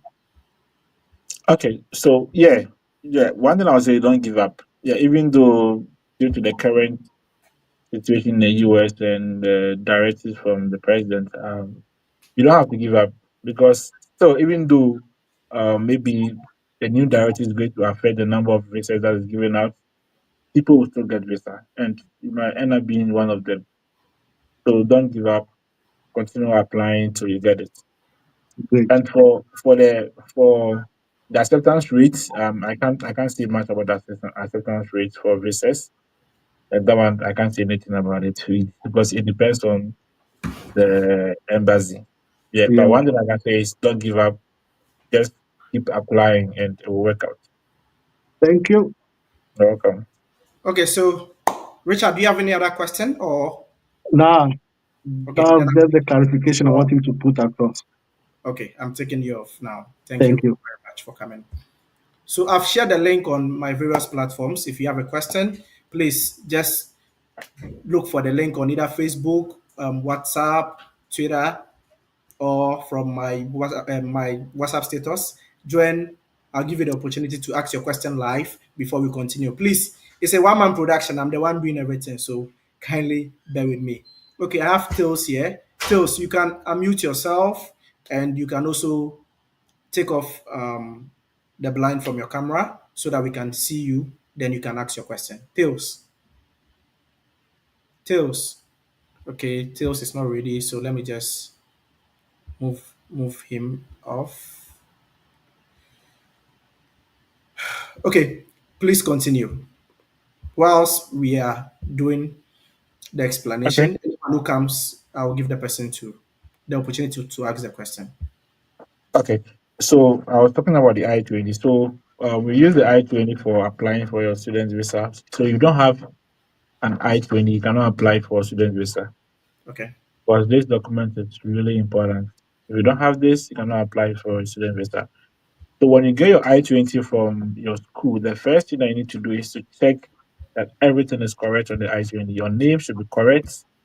Your, the name on your passport should be the same as the one on your I-20, unless maybe you change your name, but that should be backed by something. Your date of birth is correct. Your school is correct. Your program should be correct. Then your cost of attendance or your estimated cost of attendance should be the same as your funding, or your funding should be more than your cost of attendance. okay. So there is Yes. someone who is also on stage now, Kwame Destiny. I'm bringing him so that he can also ask his question. Kwame Destiny, if you can kindly unmute yourself, your mic is muted so that we give you the opportunity to ask your question, please. Kwame Destiny. Kwame Destiny, if you can hear me, your mic is muted. If you can kindly unmute yourself and ask your question. Please, I've just shared the link on my YouTube channel right now as well. So if you can't find the link, just go to the live session on my YouTube channel. You'll find the link there and you can join us live and ask your question. Okay, I think Kwame Destiny is not ready. So let me just take him off. Okay, so when I take an I-20, Mhm. how do I know that I don't have anything remaining to pay? In because sometimes they say something is called a deficit. So when I take an I-20, how will I know that? Oh, yes, my school says I'm truly fully funded, and they've truly captured it on my I-20 that I am truly fully funded, and I don't have anything like a deficit. How will I know? Okay. So on your I-20, okay. So on your I-20, we have a part called financials. Okay, So on the financials, under the financial, we have two columns. So one is estimated average cost for mine is 9 months. So I'm going to use mine as an example. So estimated average cost for 9 months. So that's where you will see what makes up the cost of attendance. That is your tuition and fees, your living expenses, your if you have any dependents, your book supplies, health insurance, and other stuff. Okay, so on the first column, you have the estimated cost of attendance. okay, Then on the second column, that is where your source of funding will come from. So that is if your source of funding is from maybe your father is the one paying for it, your mom, or any family related, or if it's the government scholarship, or if it is funding from the school, it will also be stated here. So if you want to know that you don't have a deficit, then under the first column, that is the estimated average cost, the total here should be the same as the total under the student funding. So using mine as an example, okay, I have estimated average cost here to be um I think almost $35,000 a year. Okay. Then student funding for 9 months, the total is also $35,000. Okay. Yeah. So let's say if your student funding or your source of funding with the money what you are going to use to pay for your course is less than, then that should tell that you have a deficit. So let's say if your total cost of attendance is $20,000 and you got funding of let's say $10,000, then your deficit is $10,000. You have $10,000 to pay. Then you can show proof by maybe through bank statements. If you have your own savings, then you can also use that to top up. Okay. Yeah. Okay. So if you are watching us live, I'm sending a reminder out again. There is a link. You see StreamYard link on my YouTube channel, the live comment session. You see same on my Twitter channel as well, the Delali Network. On my personal Facebook page, Sylvester Delali TDN, you see the link there. You can use the link, click on it, just enter your full name, and join us live and ask your question. We'll give you the opportunity to talk to our guest. You ask your question and he'll respond to your question. I might not be able to ask him every question. There is something bothering you which you would want to clarify. Please, this is the time now to join us live and ask your question. Let's continue, my brother. So, after you got your I-20, that is the certificate of eligibility, Yeah. what was the next step you took? So as I got my R20 and verified that everything on the I20 is correct, my cost of attendance matches my funding. So the next step, I think I reached out to, if not you, then I think you should become a bless. Okay. Then I reached out to, then to start the visa application process. Okay. Then I think a link was dropped on the page to the DS 160. I started filling the DS 160. So after I was done filling the DS 160, then I paid my. I think there's an amount that you need to pay. Is it GT Bank? I've forgotten the name. Yeah, yeah, GT Bank. That is the machine readable visa, MRV. The MRV, yeah. So then I paid for my. I went to GT Bank to pay for the MRV. Then I started the visa application on the visa portal. Okay. Yeah. How difficult was it for you to navigate the process of filling the filling the Yeah. DS 160 and also creating your account to book your appointment after you bought the MRV? Okay, so the issue is if you don't ask questions, it will look difficult to you. That is, if you don't ask questions, by because I had a lot of people on the page, you come in blessed, and I think she too. Yeah, they were very, very good. They were dropping materials on the page to guide people how to fill the DS 160. And if you are filling the DS 160 and maybe you don't know how to answer a question, you drop it on the page and someone will answer. Yeah. So there's this particular question on the DS 160 that even up to now people keep asking. Is it who is paying for your something like that? Who is For paying your trip. for For your trip. yeah, for your even now people keep asking me that question. And I remember when I was filling my DS 160, for that particular question, I was so confused because when you ask this, someone was okay, who is paying for your trip? The school is the one paying because they have full funding. Someone talking, who is paying for your trip is not talking about your fund, it's talking about your flight ticket. So I was so confused. So finally, I ended up just entered the school's name and um, I went to the visa interview and no issue was raised. Yeah. So for filling out the DS 160, you need to get everything right. So I advise that if you don't understand anything, you ask questions on the page. People are on the page ready to answer your questions and ready to help you. Yeah. So it wasn't difficult for me because I had people on the page who were really, really helpful. Okay, so there is Okay, so emoji. there's You're welcome on stage. emoji. You're welcome on stage. You can go ahead and ask your question, please. Our guest is listening Question, to you please. live. Our guest is listening to you live. Okay, so if I may ask, talking about offering those with fully funded and those with partial funding, Hmm. when it comes to offering with US, which of them is easy to get? When it When comes it to comes what? when it comes to what? When it comes to what? When it comes to offering, I mean the offers, the Okay, offers. Okay. Uh-huh. So we have fully funded and partial funding, right? okay. Yeah. Okay. So if you want an offer, is it better you apply for partial funding? Is it easy for you to get that one first, or that one is easily to get, or is the fully funded? I We, don't know we, if you we, get me. do you get a question? Yeah, yeah, I get your question. Okay. Okay, so Before you answer, emoji, can you kindly mute your mic so that we don't get a Get a feedback? question? Then I'll Emoji, respond can to you your kindly question. mute your mic so that we don't get a Okay. So continue, please. okay, so an issue of full funding and partial funding. And it's not like maybe the school has partial funding and they have full funding and you choose which one to apply to. No. So it depends on the school. Some schools, when you get admission, they'll give you full funding. For some schools too, they can only give you, they don't give full funding, they only give partial funding. Yeah. So if you're going to get a full funding, you're going to get it. If you're going to get partial funding, you know, none is difficult than the other. But it depends on the school that you're applying to. If you apply to a school that only gives partial funding, then that is what you're going to get if you qualify for it. And also, if you apply to a school that gives full funding, then you meet the requirements and you are lucky, then they'll give you the full funding. So it's not like one is difficult to get than the other. No. Okay. Emoji, if you have a follow up, let's do If it you have a quick. follow up, So let's that, do it quick. Yes, please. I have a follow up.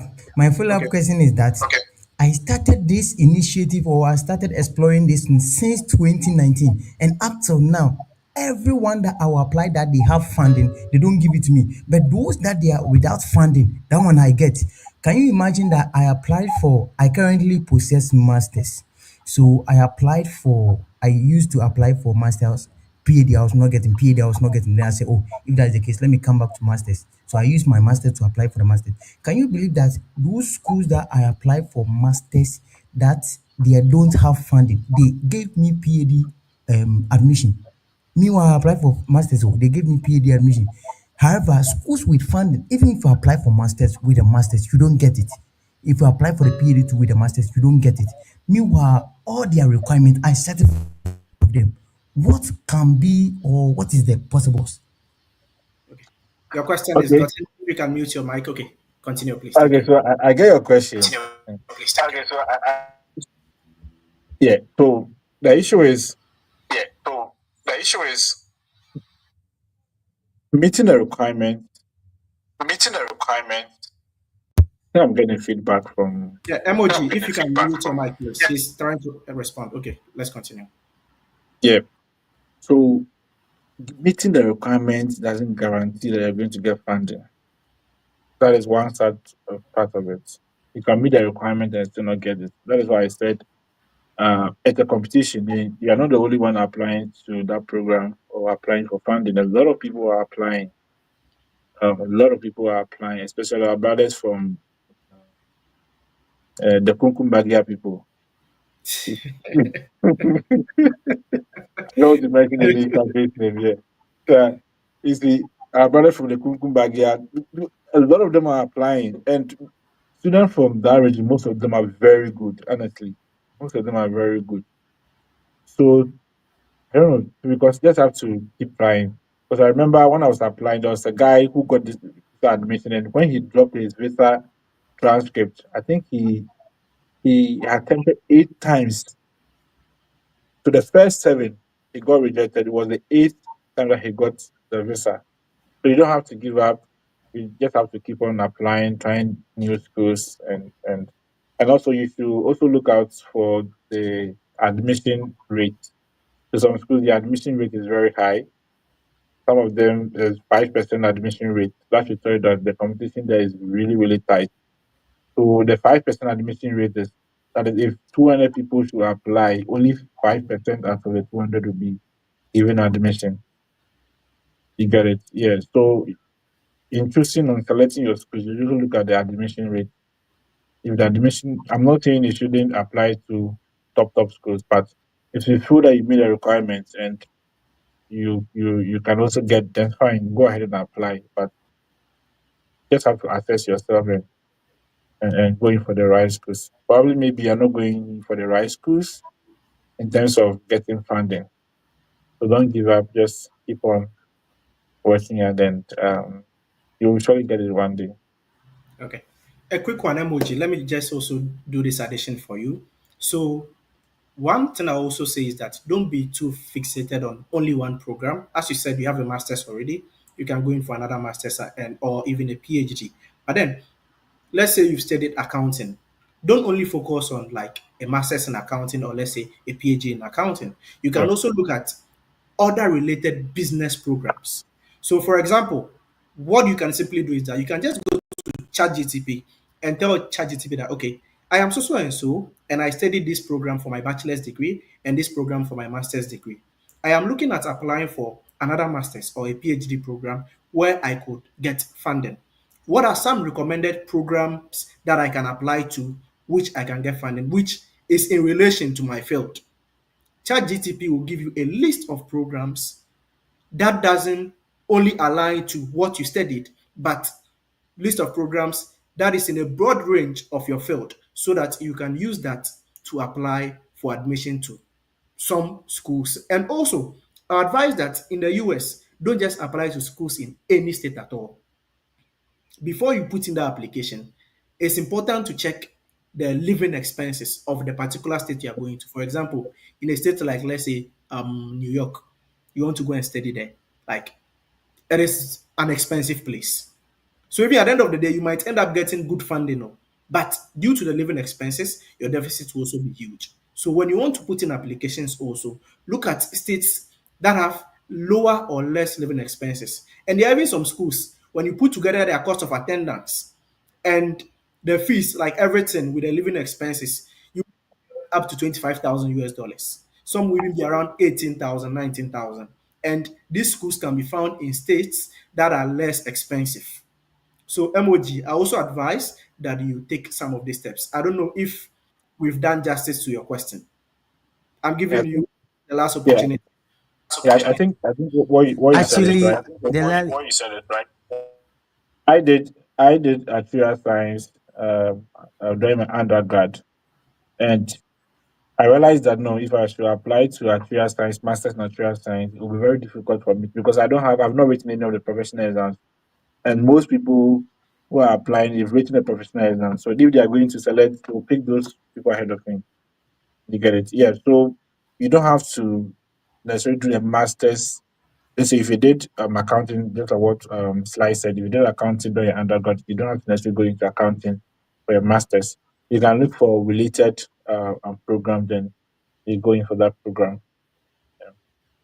Okay, emoji. So your last chance. So Someone is your walking last chance, backstage. someone is okay, walking Give backstage. the person the okay. opportunity. So, First opportunity. actually, I would say you've done justice to my question, and per what you were advising I should do, I have actually incorporated that in my strategy. I have been focusing on sustainability, innovation, and economics. That is outside the finance that I did. Get it? So for that one, that recommendation, I've been incorporating it. Thank you very much for your answer. And And also, you if mentioned economics. You can check on my page on Twitter. That is the Delali Network. I've shared some schools in the US that fund economics. You can just look for my page, use the search button, and type economics. I've shared, I think, about 5 or 6 schools there that have some form of funding. So you can also look at them as well. Thank you for yeah, coming. and And you can also look at check University of North Dakota. I think they have economics program, applied economics. You can also look at that, and I have friends in that program who are funding, so you can also check. okay, so emoji, take care and have a nice day. So there is K waiting. K, if you can unmute yourself and your camera, our guest is waiting to listen to your question so that he will provide his response. K, K, you are live with us. Kindly unmute yourself and your camera so that we can listen to your question. Okay, seems K is not ready. So let me just take him off. So if you are listening to us live now, please, there is a link in the comment section that is on my YouTube channel, on my X channel as well, and on my personal Facebook channel, Sylvester Delali. You can use that link to join us live and ask your question. So let's continue with the visa application. Yeah. So after I got my I-20, I started filling the DS 160, asking questions from friends. so that I make sure I enter the right information to the DS160. Yeah, because I was told that you can be rejected based on the information entered on DS160. Okay. Okay. Okay. Yeah. So when you are done filling your DS160, there's a number, I think application ID, if I'm right. They're going to That's use the application. Yeah, the you're going to use DS1 your, is it the DS1 yeah, stick confirmation number also? I think confirmation number or application ID, something like so. You're going to use that number to apply to fill in your visa application. Okay.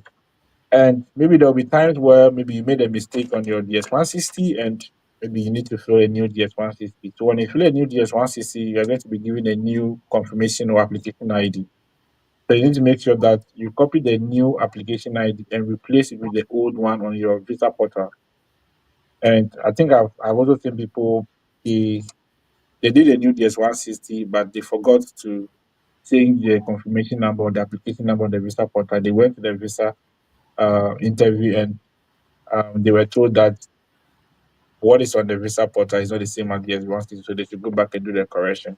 So to avoid that, you need to make sure that whenever you change your DS160 or you fill a new form, make sure you make the changes on your visa portal. Okay. Yeah. So okay, a question. Okay. Oh, you can continue. Okay. Yeah. So when I was done, then I booked my first visa date. I think my first visa date was after my program start date. Yeah, after my program start date, and I joined a group for date hunting. So I wasn't sleeping at all because you need to, if you want dates, you have to wake up and done and be monitoring the portal, and you can only log into your portal. I think my time was only three times in a day, or yeah, I think only three times in a day. If you do more than that, you'll be suspended for some number of hours before you can go back in. Yeah. So I joined the group. Small time, I'll be at work. Small time, pick my phone, check to see if they've dropped new dates. And so there was a time that they dropped new dates, and I picked it. And I think I picked it in July. It was in July, and later they dropped another date, and I moved it forward again to June. So I had a better date, and when the time was due, I went for the visa interview. And, Okay. So yeah. before we continue, there is Sarah live with us. Sarah, if you can unmute yourself, your camera too, we want to see you. Our guest is listening to you. You can go ahead and ask your question so that he will respond to it. Sarah, if you can hear us, you are live on the Delali Network channel, TDN. Hello, Okay. Sarah. Yeah. Hello. Good Yeah, evening. we can hear you live. Yeah. Yeah. Thank you for giving us more insight on the study abroad. I just wanted to ask a few questions. Okay. Actually, where I am now, my network was disturbing me, so I missed some of the sessions. Okay. So I wanted to ask, I did education Mm. and I want to pursue education, master's and MPhil in early grade education. Okay. So I just want to know some of the schools that I can apply with full funding. Okay. Adam, Uh, over to yeah. you. Okay, so for that particular program, for now, unless I go and do a little research, but for another program I can also suggest is higher education. You can also look at higher education, masters in higher education, because most of the US schools give full funding for higher education. You can look at University of Vermont, um, University of South Carolina, uh, University of Houston, and yeah, they give full funding for higher education. You can also look at University of Higher Education. I'm sorry, masters in higher education. But for your program, I think if you want me to look up for the schools, I think you can send a text to me, or you can, if you're on the page, you can drop a question on the page, and I'll do that and look for the schools and let you know. Oh, okay. Thank you so much. So how will I get the feedback? Are you on our WhatsApp page? No, say. Where did you find the link? Um, someone sent it to me to join this evening. Okay. So kindly let that person guide you to get a group link so that you can join the group. Okay. Okay. Okay. Okay. And So to I add also wanted to and to ask. add to his response, All do you right. know how to use Chat GTP? Yes, sir. Okay. So you can go on Chat GTP and type, I am interested in studying a master's in education or whatever program in the United States. But I want schools that will give me funding, and I want schools with low cost of attendance and living expenses. You can type this information on ChatGTP and tell ChatGTP that it should list about 20 schools for you. Look at the wonders it's going to do for you. When you get the names of the schools, visit their websites individually to confirm whether the information ChatGTP has given you is correct Then, or incorrect. then, Oh, okay. So that's one strategy you can use as well. Or okay. Yes. Please, can I ask another question? Sure, you have an yes. opportunity to ask another question. Thank you. Please, I wanted to know the programs that I did on campus. Can I choose one to do my MPhil? The programs Like you did on campus, that's psychology, guidance and counseling, something like that. yeah, yeah, you can. So if you did something in psychology, if you did something in guidance and counseling, yeah, you can go in for a master's degree in psychology. So the most important thing is meeting the requirements and also going for a school that will give you funding. So what most Okay. people do is they are just applying without looking if the school gives funding or not. So you're looking for a school that gives funding because I don't know the number of people that can pay $35,000 out of pocket to pursue a master's degree in the US or Canada. No, because it's very difficult. So always going for a school Okay. that gives funding. That's the most important thing. Yeah. Okay. Okay. Thank you. Sarah, exactly. Yes, sir. Okay, we are taking you off the stage now because someone else is waiting. We want to give the person the opportunity. Okay. D, you are live on the Delali network. Oh, I think D is off. Okay. So let's continue with the date issue. After you got the date, Mm. how long did it take you to prepare for your visa interview? And do you remember the number of mock sessions you had? How did you obtain help? Because this was your first time doing this, right? Yeah, my first time trying So the how did US you obtain and I help got it. navigating like the interview questions, the interview sessions before going for the actual interview? If you can share that story with us as well. Okay, so after I got my dates, after I got a good date and I started joining mock sessions. So when I joined mock sessions, at first I was really scared to to join for people to ask me questions. So I was just joining, I was listening and be taking points and coming up with my transcript, writing a good transcript. So it got to a point I felt like, okay, now I'm ready. So let me just register and let people ask me questions. So I think I joined the mock session on enough like I think more than 10 times that I joined mock session, but Okay. I was interviewed I think 3 times. Okay. Yeah, I was only interviewed 3 times. Yeah. So they ask me questions, and when I answer, people come on board and correct me. No, you don't have to say it this way. You have to say it this way. Even though you have full funding, if you go there, you don't ask your questions, you don't answer your questions well, you can be denied. Yeah, if you go there and you feel that you don't know what you're about, you don't know the program you're going to read, you can be denied, even though you have full funding. Yeah, so the joining work sessions really helped me to come up with a good transcript, to come up with a good story to tell. Yeah. Okay. So when you went for the interview, the main interview, how long did it take you? And what were some of the questions you encountered at the Ghanaian embassy? Sorry, at the US embassy in Ghana. Okay, so it took me less than 3 minutes to be approved. It Okay. took me less than 3 minutes, and I That think I is, was you got it on the first shot, right? on the first shot. Yeah, yeah. So it was my first attempt applying to the US. Also going for the visa interview, my first time, and I got it. Were you nervous when you went for the interview? I wasn't nervous a day before the interview because I felt like I got full funding and people were dropping their transfer on the page with full funding and they were all getting approved, getting approved, getting approved. Almost all the full funding transfer that I saw all got approval. So before the interview day, I was a bit confident, and I was a bit confident in my story too, because I was able to come up with a good story. Related, I was able to relate my story to what I was doing at my work place, and the program I was going to read. I was able to relate them very well. But on the day of the interview, when I got there, I started feeling nervous when I saw a lot of people. People were so when you get to the visa interview, that's when people will start discussing. Someone will be telling their story. Just like so, if you're not careful, you might be tempted to change your story.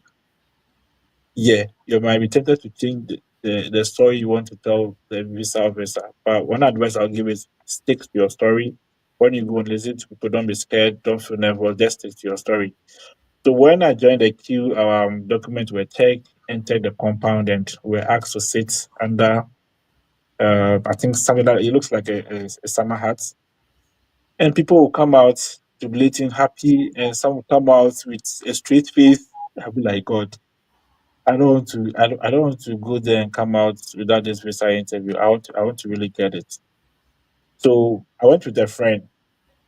So when I got inside, my friend was ahead. So he got a visa interview and he got a visa, and that was when I started having the confidence again. I said, ah, come on, my friend have full funding. He got it. Then I can also get the full funding. So when it got to my turn, I asked, okay, why are you going to the US? And then I answered, why this program? And I answered, and I think, how did you get the funding? And so when I started answering that question, they said, congratulations, your visa is approved. Take this sheet and we'll guide you what, or how to take your passport. Then I left there. Okay. Were the mock interview sessions very beneficial or Yeah, was very, it helpful? very beneficial. Honestly, very beneficial because I was able to come up with a good transcript because of what I heard from people, Okay. the stories I heard from people, how people were telling their stories, and because it was my first time. So when you join the visa interview, you hear from people who have been denied twice, three times, four times, and people who were denied twice before they got the visa interview. Before they got the visa, they eventually got the visa on their next attempt. So you get to hear different stories that will shape how you come up with your story. So joining mock sessions is really important. Is if you really want to come up with a good story. Yeah, someone can say, okay, I don't have to join a visa interview to come up with a good story. That is fine, but if you are to ask me or if I'm to advise you, I would say you should join the visa interviews, mock sessions, and even if you don't want to be interviewed, listen to what people are saying, listen to the suggestions that people are giving to those being interviewed. Yeah, Okay. it really helps. Okay. You were fully funded. Your I Yeah, 20, there was no deficit. there was no deficit. Did you carry a bank statement to the No, interview early? so I didn't go with the bank statement. Why? Because I was told that if you have full funding, you don't have to go with the bank statement. That was what people said, and a friend of mine who also got his full funding. He left before a year before I left. He told me no, that he didn't go with any bank statement because he has full funding, and because I also have full funding, then I don't need a bank statement because my full funding is going to cover the most important thing the visa officers look out for is if you'll be able to pay your tuition, your living expenses, your health insurance, your living expenses, your housing, and those things if you're able to pay. So if you have funding that is going to pay for all those things, then you need not to go with a bank statement. But Okay. you can go with a bank statement if you want full funding. You can go if you want to go with it, you can choose to add bank statement. But I didn't go with bank statement because I have full funding. Okay. Does a partial, before I even ask this question, Mm. we are live on the Delali network and I've shared a link in the comment section of my YouTube channel, on my Twitter channel, my personal Facebook channel, Sylvester Delali, TDN, and the various platforms that I belong to. So if you're watching me now, you have a question and you want to ask, just look for the link. It's a StreamYard link. Click on the link, enter the studio. We'll give you the opportunity live to ask your question, and our guest will respond to it. Does a partial funding, let's say 50% funding, Does it mean an automatic denial? Then the second question, does a full funding means an automatic approval? If you can touch on these questions for us. Okay, so partial funding does not mean automatic denial. No. Okay. Yeah, so you can have partial funding if you're able to show proof that you can pay for, let's say 50% partial, 50%, you're able to show proof that you can pay for the other 50% of it, maybe through bank statement, your family business, your mom, your dad, or any support, or any kind of support that you have, you're able to prove and hand it is fine. But the issue is the most important thing is being able to answer your questions very well Okay. after getting your funding and everything, being able to answer your questions very well. And also, if you have full funding, it doesn't automatically mean your visa will be approved. Because if you go, your visa will ask you a question, why this program? You should be able to explain why you want to study this program. Okay. If you have full funding and ask why do you want to study the program, you're not able to answer. It will tell the visa officer that okay, you are not going to the US to study. You are just using the school application as a means to migrate to the US. So you should be able to answer why that program, why and what you want to do in future if you are asked. Yeah. Okay. So, Giselle, you are live now on the Delali network. You can unmute yourself. You can also turn on your camera. Our guest is live waiting for you. You can ask your question. He'll listen and he'll respond. So, Giselle, kindly unmute your mic and you show your face and ask your question. We are waiting. Okay, seems Giselle is not ready, so I'm taking him off so that we can continue. But if you want to ask your question and you are ready, you can come back and I'll bring you back on stage. In total, for the school and visa application, financially, how much did you spend? Since you did it yourself, do it yourself, DIY. You didn't involve any agent. Use the So, information in our various groups online and you did it yourself. In total, how much did you spend for this whole process, excluding your so, flight ticket to the USA? unless I do the calculation for you, Okay. So we are live. Don't lie. Oh, don't lie. So, I'm not going to lie. okay, that's fine. So, University of North Dakota, where I am now, I paid $35 for the application fee. Okay. Then University of Northern Arizona University, I think I paid 60. Then University of Delaware, I think I paid close to 70. Yeah, it should be between 65 and 70 that I paid. Yeah. So I did 5 applications. I only paid for three. The application fee was waived. Then my next expenses was on my what I paid at the GT Bank and the MRV. But I think the MRV was 1,800. The dollar equivalent was 1,800 cedis by then. Yeah. So if you should convert it to the dollar equivalent, and that is in 2023. Then, so those are the three things that my application fee and my MRV fee. Those Did are you the pay service three. fee? So, yeah, and the service fee $350. Sorry, and the service fee $350. Yeah. So in total, roughly how much is the total? So let me see. So 350 for the service fee, then the 60 for the two. So that's 120. So that should be like so close to $500. Yeah, close to $500. Yeah, yeah. So close to 500, a little over $500. Okay. That's what you spent, Yeah, excluding your flight ticket yeah, for the including whole my budget. process. Yeah. Okay.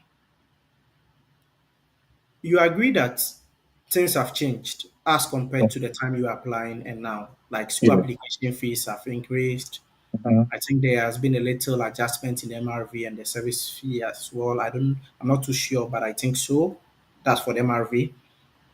Financially, how much should someone be looking at currently if the person wants to put in an application for school in the USA and if the person is funded the visa to roughly how much should a person be looking at in terms of US dollars total? In terms of US dollars. So in Yeah. terms of US dollars, I would still say yeah, close to $600.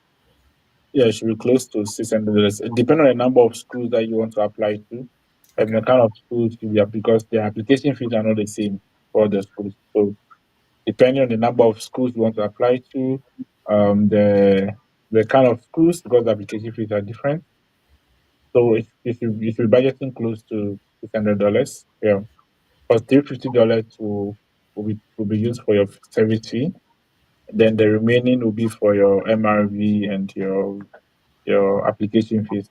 And also, if you'll be doing transcript evaluation, then transcript evaluation is, I think, a little over $200. Yeah. Mm, yeah. So Great. I cannot give exact amount that someone should be looking, but I can give a range, like so around $600. Yeah. Just drawing you back. Is transcript evaluation really important? Is it vital? Is it essential to the US school application process, especially those coming for graduate studies, masters, and PhD? Yes and no. Yes, because some schools are very strict on that. Okay. Yeah, for some schools, it's a strict requirement that Okay. you need to do transcript evaluation. Yes, so for those schools, I would say yes. If you're applying to such schools, I would say yes. And for some schools, it's not a strict requirement, even though it's a requirement, but not a strict one. So you can either, for some schools, you can either do the transcript evaluation or you let your school. So let's say if you completed UCC, Eugene, UDS, or Tech, or UPS, or any other university in Ghana, then you need to let your school send your official transcript to the school directly via email. Yeah, via email or via mail, depending on what the school wants. Yeah. So if you are applying to a school that is straight on transcript evaluation, then you cannot dodge it. You have to do it. But if you don't want to do it, then you need to look for schools that don't require transcript evaluation. So it's yes or no, depending on the school but most schools in the US don't require transcript evaluation because Ghanaians they waive it for Ghanaians, and on the English part they waive the English requirement for Ghanaians. Yeah. Okay. So if I meet a school that is insisting that I should submit an evaluated transcript from, let's say, WES or Spantran, which will cost me over $200, over 200 US dollars, but I don't have the money to afford that. Would your advice for me be to ditch that school, even though they'll give me funding, and look at a different school? I should still find money and do the evaluation. Yeah, so if you can find money to do the evaluation, yeah, then I'll say yes, find money and do the evaluation. Okay. Yes, if you can find money and do the evaluation, yes. But if you don't have money, then you probably have to look for another school. And I think some schools too, if you send an email to them explaining your situation, I think they can waive that requirement for you. Yeah. So it's either you reach out to the school to explain if they will waive that requirement, or you find money and still do the transfer evaluation.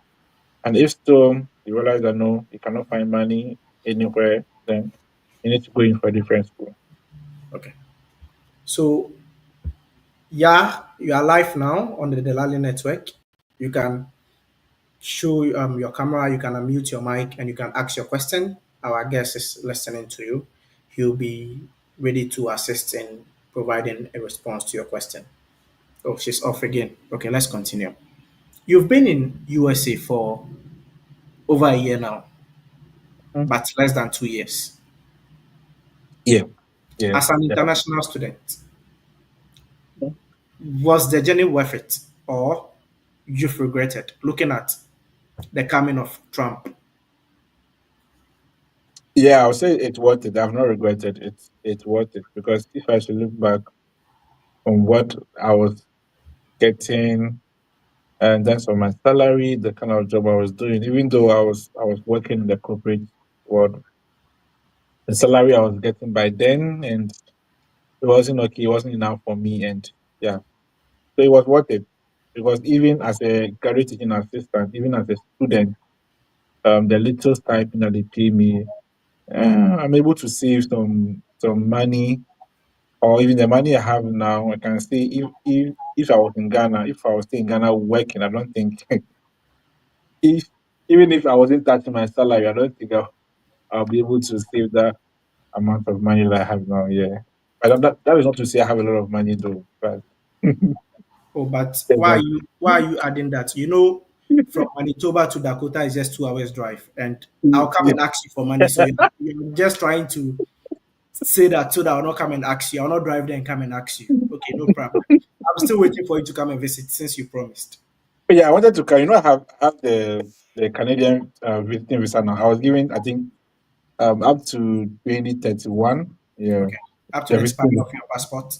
Yeah, Okay.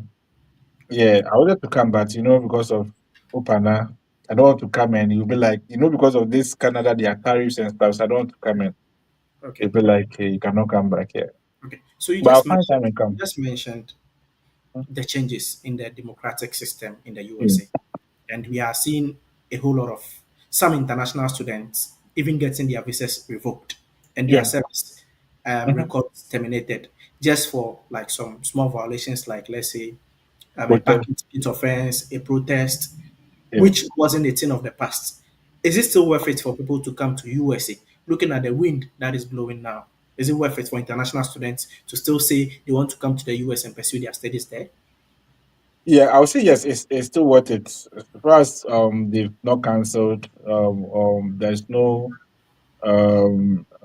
executive order to stop international students from coming to the US to study. I think it's still worth it. Okay, Yeah, and when you happen to come, you should know where you're coming from. You should know your background and you know the kind of things to involve yourself in. Though some people came, those who what I read of those who got their service terminated was because some of them got themselves into protests and other stuff. So if you know where you are coming from, then you should tread courteously and know that okay, you're coming from Ghana, and Charlie, you just have to behave yourself well and not do things that will lead you into trouble. okay. Yep. Thank you very much. My last two questions, then we wrap this session up for today. We've spoken for close to 2 hours now. I heard when you have a bachelor's degree, that is either a 3 year or a 4 year bachelor's degree, you can apply for a PhD program directly in the USA. How true is this assertion? That is true. Yeah. When you have a bachelor's degree in Ghana, yeah, you can apply to PhD straight. Without Yeah, even having a master's? yeah, without even having a master, because I know from few people who are currently pursuing their PhD and they've not done their masters, but they Okay, got PhD admission straight after their bachelor's degree. Yeah. okay. So will that be a combined program, a master's and a PhD together, or just a PhD direct? Just that maybe the number of years will be more. There is PhD. What I know is PhD direct. Just that, Okay, yeah. What I know is I can't speak on the number of hours, the number of years, but I know it's PhD direct. Yeah. okay. Is there every school that offers this particular thing from a bachelor's to a PhD direct, No, or not just some every, couple of schools? not every school. For some schools, if you don't have masters, you cannot apply to PhD. Okay, Yeah, and yeah, for some schools, you can apply to their PhD program if you have bachelor's degree. And yeah, okay.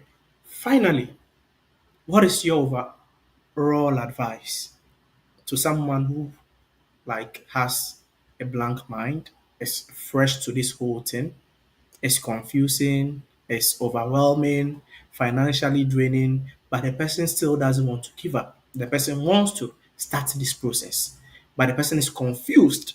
He or she doesn't know where to begin from, where to continue, and where to end. What would be your advice in the next 2 or 3 minutes for okay, our followers and listeners who are o- following, who are listening to us now? Yeah. okay. So the first thing I'll say is, if you are new to this, if you are new to study abroad, so the first thing you need to know the program that you want to pursue. You need to be certain on that, the program that you want to pursue. Okay. Whether it's masters that you want to pursue, or whether it's PhD that you want to pursue, you need to be certain. Now, then the next stage is you look for the schools that pursue or the schools that offer your program. So you go on Google, you search, you go on LinkedIn, X. You check posts from people on social media, WhatsApp group. Then you settle on the schools, on the number of schools that you want to apply to, and the kind of schools that you also want to apply to. Then you check if the school gives funding. Okay. Check if the school gives funding, because I'm not sure about the number of people who can pay tuition out of pockets. So you need to make sure that the school gives funding. So if the school gives funding, you check their requirement, their admission requirements and program requirements. So you need to make sure you meet their admission requirements, you meet their program requirements. Then you check their transcript requirements. Are they asking you to? Are they requesting for transcript evaluation or not? Okay. Yeah. Then you send code emails to some people will say some got admission fund and everything without sending a code email. Yeah, let me just be clear on that. Yeah.